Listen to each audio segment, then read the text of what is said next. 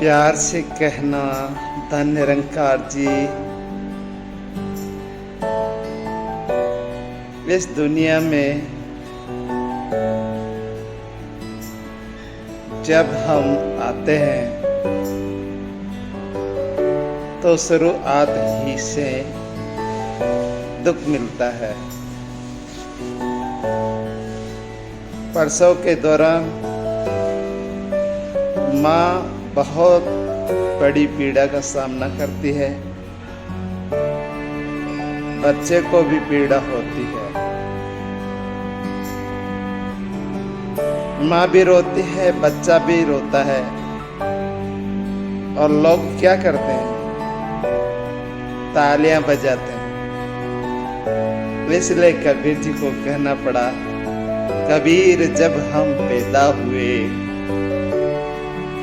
जग हंसा हम रोए, अब ऐसी करनी कर चलो कि हम हंसे जग रोए। लेकिन ऐसी करनी क्या आसान काम है? आसान काम तब होता है जब सुख स्वरूप हो जाते हैं, आनंद स्वरूप हो जाते हैं, आनंद विभोर हो जाते हैं। इसके लिए ये जानना जरूरी है कि आनंद किससे मिलता है, आनंद का स्रोत क्या है, या आनंद का सागर कौन है,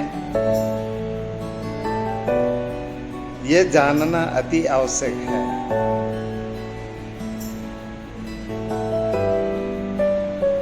तो इसके लिए कहा है कि जो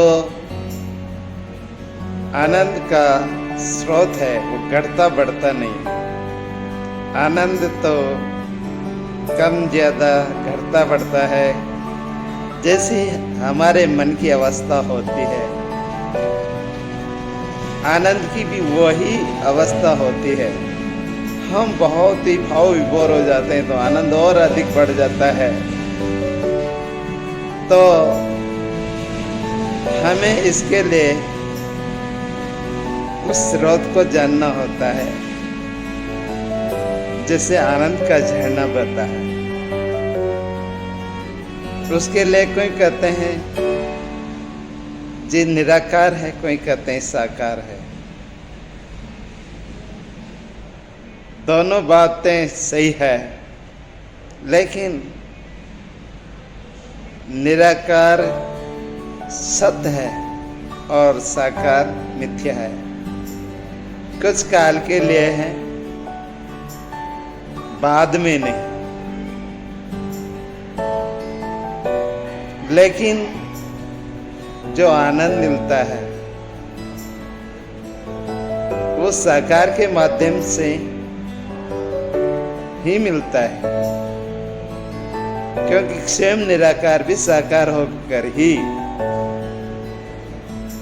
आनंद स्वरूप होता है। आनंद रहित सकल रस भोगी, विन वाणी वक्ता बढ़जो।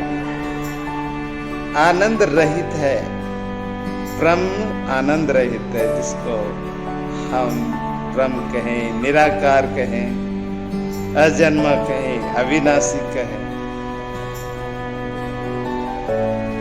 बिन वाणी वक्ता बढ़ जोगी।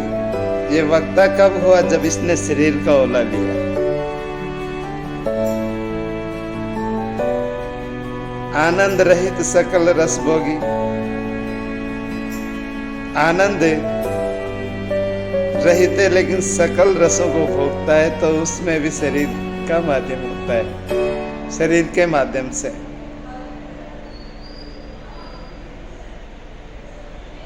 तो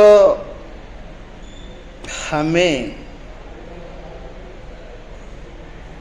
ऐसे परमात्मा को जानना अति आवश्यक है, जो निराकार है, निराधार है, अखंड है, अनंत है, अजीर्णी है, अजर अमर अविनाशी है, जो कटता नहीं, जलता नहीं, भीगता नहीं, सूखता नहीं, सारी सृष्टि को जिसका आधार है, लेकिन स्वयं को किसी का आधार नहीं।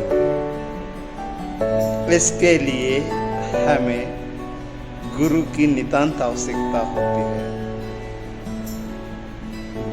गुरु बिन होय ज्ञान की ज्ञान होय वैराग में। गुरु जीवन में धारण करना बहुत ही जरूरी है। गुरु बिना ज्ञान नहीं होता है। गुरु बिन भव निधि तर इन कोई पार भी नहीं जाता है, पार उतारा नहीं होता है। अब यहाँ जो पार होने की बात है, तो भव सागर में, जिसको भव सागर कहते हैं, भव सागर में तो पानी नहीं है, फिर पार किसका? किसमें पार होना है भाई? कैसे पार होना है? पार होने वाला कौन है? पार करने वाला कौन है? तो ये स्वयं ही है। स्वयं परमात्मा ही पार होने वाला है और स्वयं ही डूबने वाला है, स्वयं ही तरने वाला है, और वो भी बिना पानी के।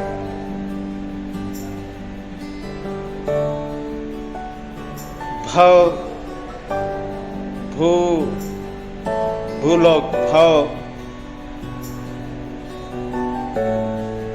भवलोक जो लोक है, भुव स्व मह जन तप सत, इसमें से भव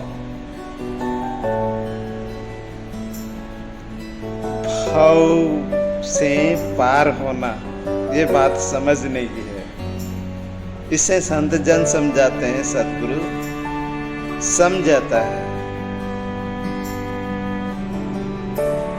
जब हम निराकार परमात्मा को जान जाते हैं, तो फिर हमारे सारे विकार धुल जाते हैं। काम, क्रोध, लोभ, मोह, भय, ये भी नियंत्रित हो जाते हैं। शब्द, स्पर्श, रूप, रस, गंध, इनमें मन विचरण करता तो है, पर ब्रेक से लग जाते हैं। काया कजरी वन है, मन कुंजर महमंत, अंकस ज्ञान रतन है, फेरे साधु संत।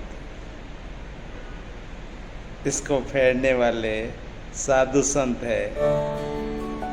अंकस ज्ञान रत्न, अंकुश गुरु के द्वारा दिए गए ज्ञान से लगता है, और इसको दिशा देने वाले संत है। इसलिए संतों का सत्संग बहुत ही जरूरी है।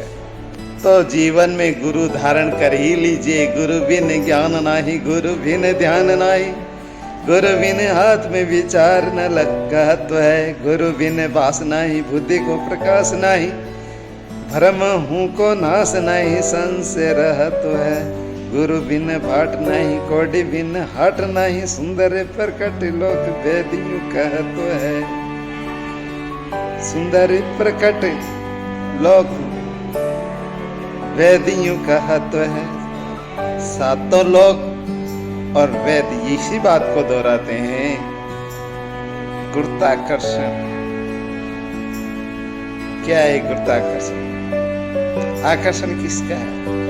गुरु तत्व का आकर्षण है, जिससे सारी सृष्टि आकर्षित होती है। गुरु है सो पार ब्रह्म है, पार ब्रह्म है सो गुरु है। गुरु और परमात्मा भिन्न भिन्न नहीं है, लेकिन वो स्वयं में मिलेगा।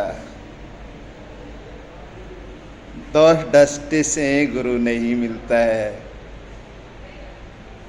गुण दृष्टि से भी गुरु नहीं मिलता है। गुरु मिलता है तो ज्ञान दृष्टि से मिलता है। ज्ञान प्राप्त करने की जिज्ञासा से मिलता है, और फिर भी हम संशय या शंका कर बैठते हैं, तो